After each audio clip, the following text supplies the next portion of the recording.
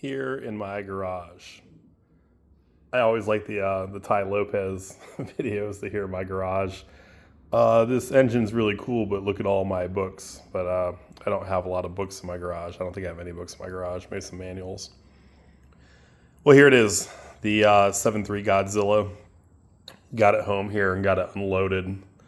I haven't made a full video in a while, just some shorts. The last few months have been pretty busy. But, you know, the Lightning project as it is, more of a long-term project that takes time and money. And those things are harder and harder to come by, it seems. So what happened a few months ago in the other videos you saw, I picked up a Coyote motor, a Gen 1. That was going to be my basis for a swap. I'm not a fan of the 4654 mod motors. I used to own an old GT500 with the larger one was at the 5.8. It was cool. It was all built up. I didn't build it, but I worked for Ford in the parts department around the time that they made the change from the 5.0 to the 4.6 and the 5.4s. I saw the problems in the first iterations of those. You know, a lot of problems. I saw the Triton V10s, a lot of blown motors. And I was a Chevy guy growing up anyway. So for me, I was just like, it confirmed in my heart, seeing the LS1 out there doing what it was doing at the time, that Chevy had better platforms for trucks and cars. And I had a Z28, and I followed that up with a C5 Vet when I was very young. And so I was a Chevy guy most of my life.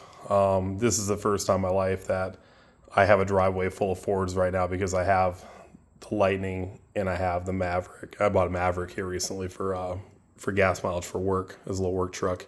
And I also have a Raptor that's pretty well built out. But having said that, I have a lot of issues with the drivetrains in these trucks. I don't think I've ever had the hoods open as much as I do having all these Fords. You know, I got cam phaser issues with the Raptor. It's the 3.5 EcoBoost. It has less than 100,000 miles on it. The transmission, that one seems good, 10R80, but I know based on some research and what's out there with the recalls and the lawsuits that are pending, the 10R80's got a lot of problems with them too in the valve body for cheap machine parts. So at some point, I'm gonna have to get into that thing. And the cam phasers, like I said, you can hear stuff rattling around.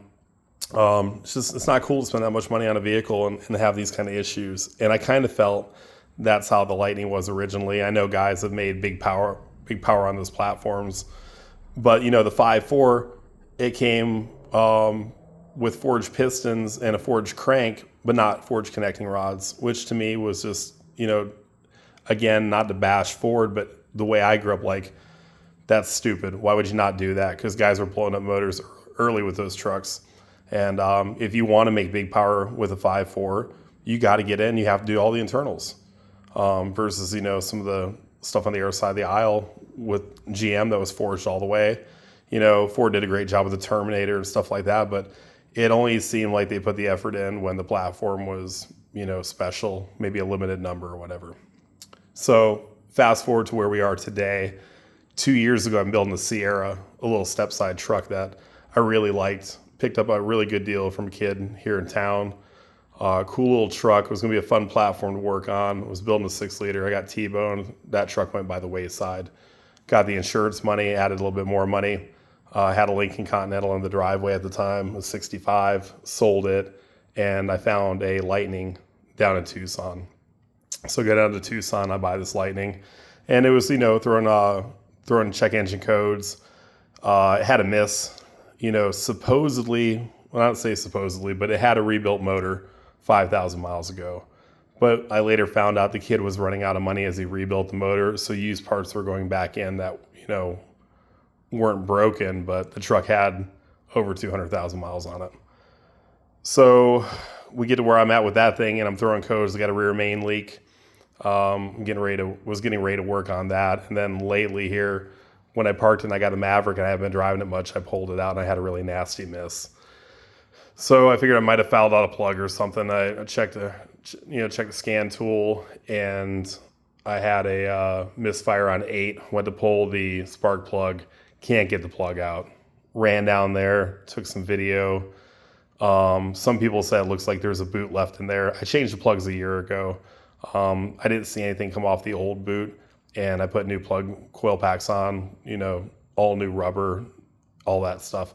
I think what happened was number 8 was starting to eject on me because these trucks have that problem, and now I can't get a socket on to get it out.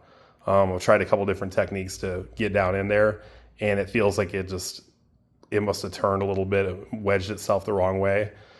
I'll check on it when I pull the engine and get it here in the garage, and we'll see what actually is causing that. But either way, it was kind of an excuse for me to go, it's time to move on from the 5.4. I needed kind of a kick in the ass anyway to do something. So I start looking online on Facebook Marketplace, and boom, here we go, 2021 7.3, cheapest one out there, marked down to 4. Ended up making a good trade on it for less than 4,000. So awesome deal for a running engine. Truck was totaled, was a work truck, F-250. That got hit in the rear end. So here I am now with the engine. And then I have to, it's pretty funny because before I bought it, the few weeks prior to that, I was doing a lot of 7.3 research because I like pushrod motors. I'm not a big overhead cam guy. I know the pros and cons. I know there's a lot of pros. They're cool. I won't knock them. I think the Coyote's great. But I want to do something a little bit different, and I like having more cubes. So here we are with a 445, and who's to say that I'm not going to boost this in the future? So here we are with it. What do we do next? That's the question. Obviously, I need a transmission. I found a couple. I'm going to run a 6R80. I'm not going to go the 10R80 route, and I know that's a little bit of an issue with the control packs that are out there, that I have to run a separate one for the transmission because like the Holly won't. But if you go with the Ford pack, you can run the engine and transmission, but it has to be a 10R80, which again, I don't want all the gears. I already have a 10R80 in the Raptor, and I think the way I drive and what I want it for, the 6R80 is going to be ideal. So I've located the 6R80. Now starts the process, right? Swaps, especially when you're doing something that didn't originally come in the vehicle. There's a lot that goes into it, a lot of money, a lot of time. But sitting here with the base, a good running motor that doesn't have a lot of aftermarket support yet. There's some out there, but there isn't a whole hell of a lot. There's not too much to do here, right? You see intakes, throttle bodies, camshafts, lifters, roller rockers, push rods.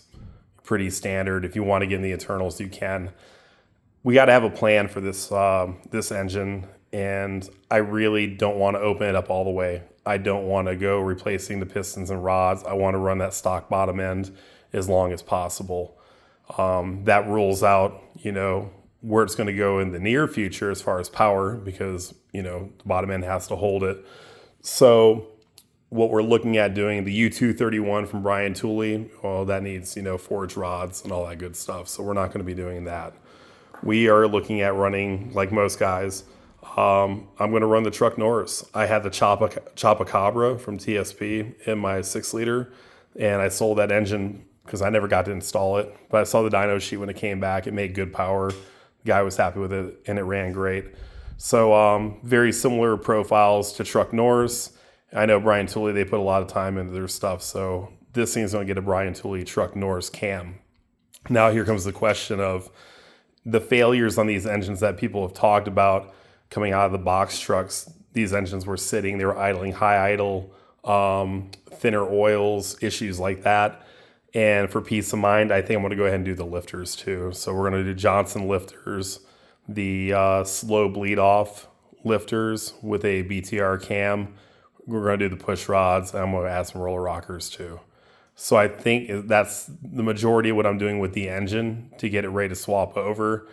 On the intake side, it is going in a truck. The throttle body is pointing in a rather unfortunate direction, but I do have room for it.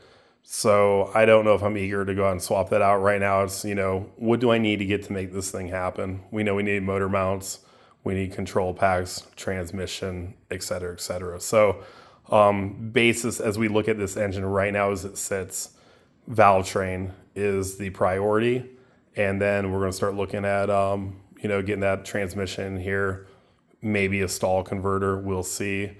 But we'll start syncing things up. I need to get out there and pull the engine out of the Lightning. I planned on doing that this weekend. I had to clean the garage a little bit, so that didn't happen. But yeah, I'm anxious to take a peek at that engine when it's out. And like I said, I have everything I showed in my previous videos from MMR for the rear main. I got the nice billet cover and all that stuff. I'm gonna go ahead and fix that leak that it has and get it ready to put on Marketplace and just ship that thing out to somebody that's looking for a 5.4 project for whatever they want to do with it. They'll get a good deal because it's got a Stiermeyer supercharger on it, and that was rebuilt not too long ago. So, and headers and all the goodies. And I got some extra parts here for it. So whoever goes that direction with the 5.4, I think they'll be pretty happy. They'll get some extra stuff and get some good value. And again, I'll get some money out of it. That'll help me carry this forward and put it into the Lightning and get one of the few Gen 2 Lightnings out there that's running a 7.3 Godzilla, because I don't think there are too many out there. I know there's one running around on the internet, 99 SVT Lightning, I think, on Instagram. But if you search for 7.3 Godzilla on YouTube, you can find that truck. It's black. He's got an aftermarket chassis from Apex Predator. Really cool build. Chatted with him a little bit on Instagram, just asking if hey, are you running headers? Did you have custom ones made? Are you running manifolds, etc.? Things like that I'm just trying to figure out what I want to do with mine as it goes further. Now, another thing to talk about here is this is going to go into the Lightning initially with valve train, 6R80 control packs. We're going to get in there and running and make some good power and hot rod the truck around and have a good time.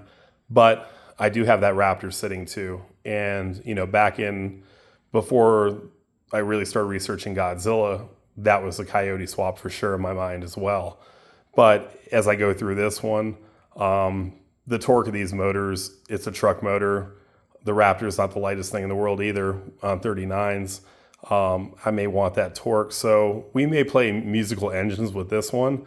When this gets in the Lightning, another one might come in, and maybe that one gets built up for a boost to go into the Lightning, and then this one comes out and moves over the Raptor, or vice versa.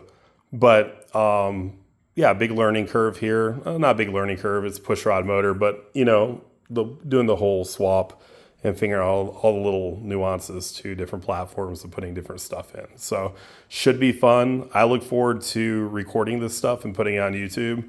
For years, I've watched a lot of these videos. Never big on creating my own. Wish I would have when I had some cooler cars than what I have now. I mean, I still have cool stuff, but I used to have some really cool stuff, and I kind of regret not getting more film of those cars and photos to post up online and kind of document what goes into this stuff. But at the end of the day, it's all fun. And hopefully, when I go online and I look for a video and I'm stuck on something or I'm having an issue, it's always cool to go in there and you find somebody else. You might find the one video that has that.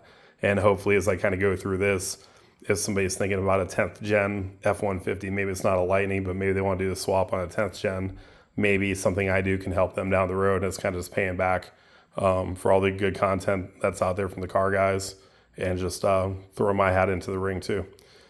So that's it for now. Yeah, the 7.3, it's home. I do need to get a plate for the engine stand. I'm running an old LS plate, so I have to get a Ford one, and we'll get it up on the stand.